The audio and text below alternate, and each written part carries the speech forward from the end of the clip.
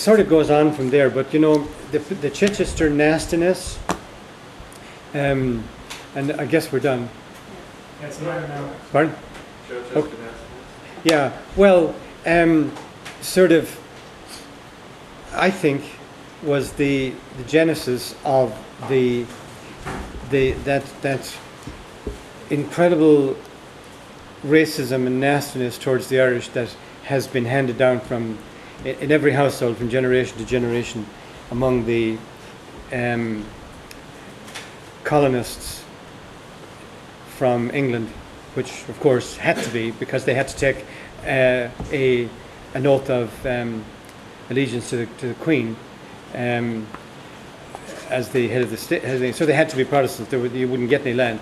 So that has brewed and festered and aged to where people don't even know where it came from.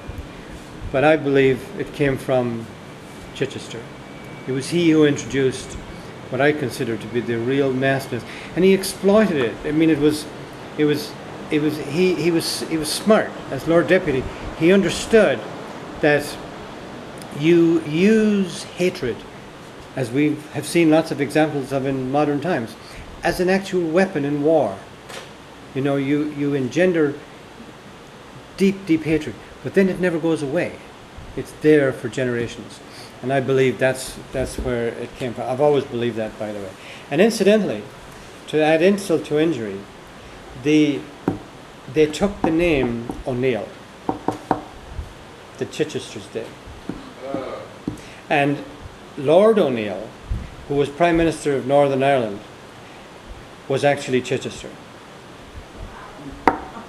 I mean, you know, they just took it. They just took the name, you know. Why did they want it? Good question. Because they know that the O'Neills were better than they were, and the English kings knew they were better than they were, and all the Europeans knew that. There was nothing like it. It has. I believe that maybe with the anniversary of the flight of the Earls, that people will start to uncover who this man O'Neill was and who this aristocracy were, and how did they ever come to be recognized as, in fact, the oldest royal family in Europe. Thank you very much.